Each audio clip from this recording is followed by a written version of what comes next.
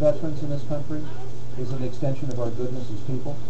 That when our men and women in uniform go out and put their life on the line, as so many do, and come back and are in need of the services that we then provide as a country, the way that we stand up, the way that we embrace, and the way that we treat our veterans is an extension of our human heart as Americans. It's a big deal. And so, not only did we talk about the Veterans Nursing Home, but it was a chance for everybody in that room to reflect on why we were putting up a Veterans Nursing Home, and to talk about the individuals who were heading towards the Veterans Nursing Home and what they had done for their country over the years. It was a terrific reminder. But let me just say, as I mentioned in one other VFW post a couple of days ago, let's not forget that we're experiencing a time of war. And this is in a time of war. Unfortunately, there are some of our great soldiers who don't return. And when they don't return, it means there are families here on the home front. There are kids without a mom or a dad.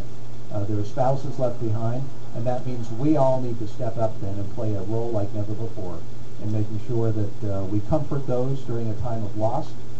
We play a helpful role in making sure that they don't do without.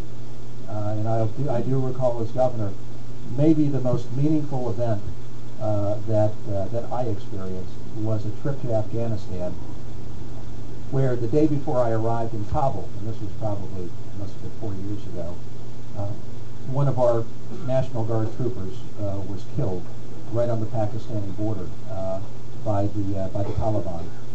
He was forward deployed right on the border doing very dangerous work. We arrived in Kabul, and I was told right upon my arrival, and I was there as governor visiting some of our troops, I was told that we'd lost one of our own. And would I be willing to go to his memorial service that night at Camp Phoenix, which is just outside of Kabul, and make some comments about this young man, Second Lieutenant Scott Lundell. Well, I didn't know the Second Lieutenant Scott Lundell. I'd never met him. All I knew was that one of our own from Utah had gone down the day before, and then I was being asked to go say a few words on his behalf.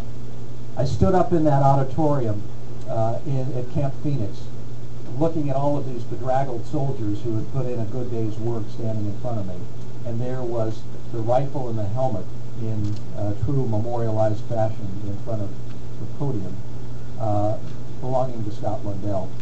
And I didn't know what to say when I stood up, because I didn't know Scott Lundell. But I did know this.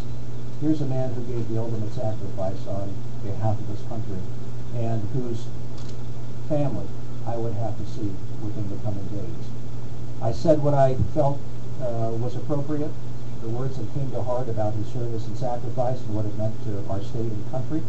I then collected his personal belongings and carried them all the way back to Salt Lake City, and went out to visit his wife and 4 kids with our adjutant general from the National Guard. Now, as governor, you're the commander-in-chief of the National Guard, so you get a sense of the service and sacrifice made by our members of the Guard who are going on 4th and 5th deployments these days. I mean, they are stretched to the maximum. We knocked on her door, and she opened it, and there she stood, as courageous as any human being could possibly be given the circumstances, with her 4 kids there. I took the bag of personal effects from Second Lieutenant Scott Lundell. I handed them over to Mrs. Lundell, and I said, on behalf of the grateful state, on behalf of the grateful country, we want to thank you for having given the ultimate sacrifice. And I stopped to think at the moment, you know, this is the most challenging thing a governor does in this kind of work, when you've got to stand face to face and eyeball to eyeball with those who have lost the most important thing in their lives. And we pledged as a family, and I remember we had them over to the governor's mansion a while later with a lot of other great family members who had made a similar sacrifice. And our pledge was, if you need a daddy, if you need someone to attend a graduation ceremony or an Eagle Scout Award ceremony or something else, call me. If I'm not doing anything else as governor, I'll be there, and I'll fill that role. I remember we got a couple of calls along about birthdays, when a little daughter or a little son was having a birthday, and there wasn't a daddy around. Either they had lost their lives or they were serving abroad. We had the great privilege of playing daddy in a couple of instances. It was a great thing. And it was a lesson learned, I think, on our own boys who now are pursuing their own careers, and they've chosen the military as a pathway they want to pursue. not because of what we have done, but because of the influence that they have felt, the mentoring, the role models, the heroes that they have seen in society growing up, which is a powerful thing.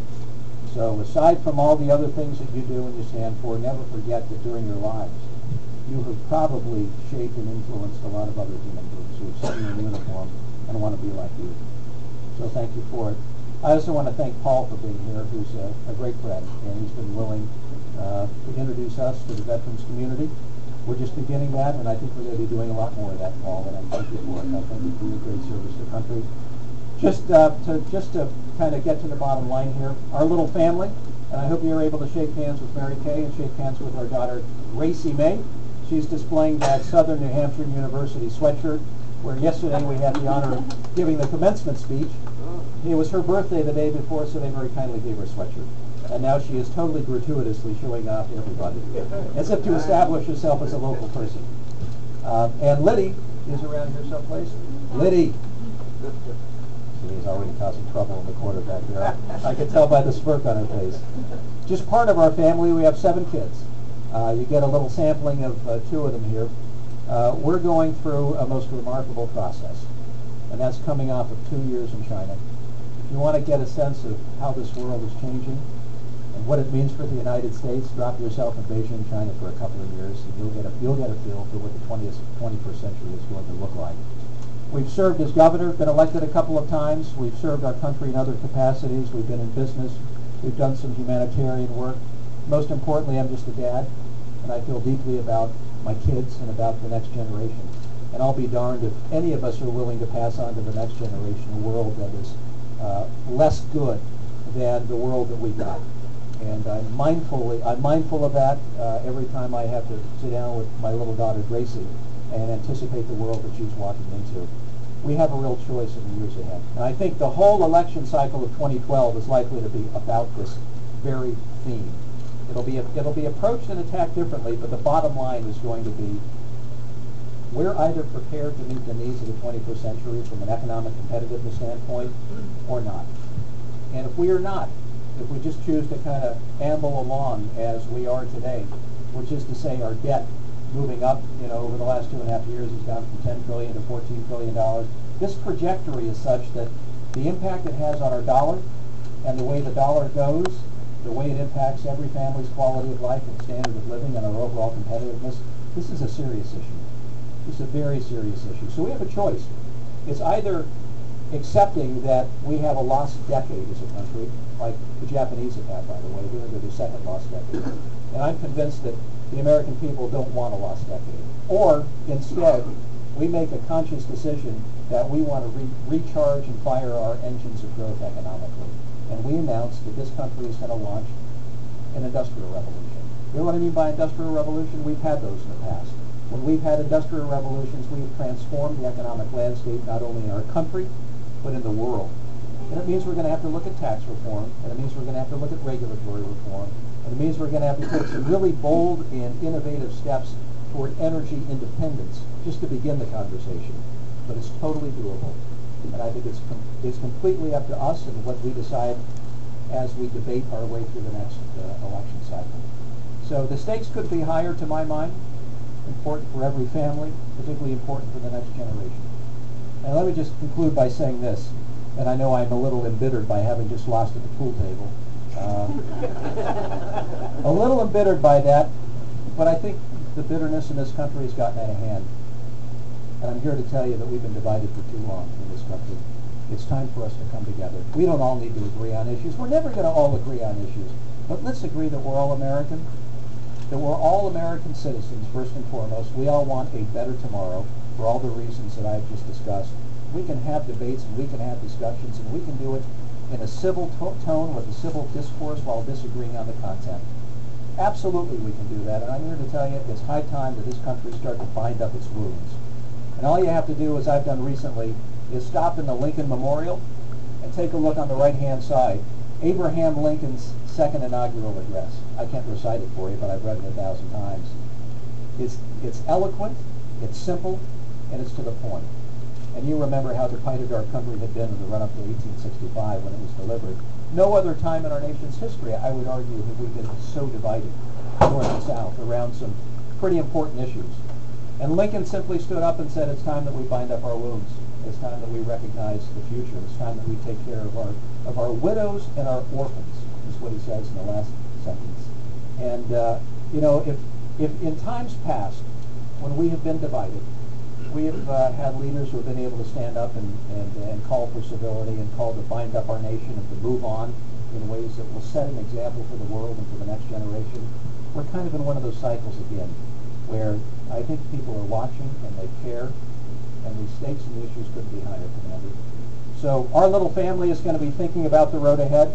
We're going to be making a decision about whether or not we move forward with what I think is, for our little family, a deeply personal decision on running the presidency of the United States, because we know the implications are quite profound for us personally and for those around us. So you'll know where we're going to be the next couple of weeks, making a couple more visits, arriving at a decision that our family is comfortable with. But I hope that through it all, we come to the right decision. And that right decision allows us to come right back here for a rematch.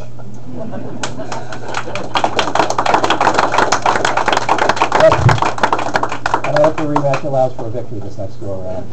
Thank you all for hearing us out. I'd like to get around and shake your hands. I know more importantly you ought to meet Mary Kay and shake her hand. She's a remarkable human being. She's the greatest human being I've ever met, period. And for whatever reason, Sue's decided to hang out with me for the last 28 years, and I'm grateful for that. So thank you for allowing us to come and interrupt your peace on this Sunday afternoon. We're grateful for it, and we look forward to getting to know you. Thanks, Commander. Thank you.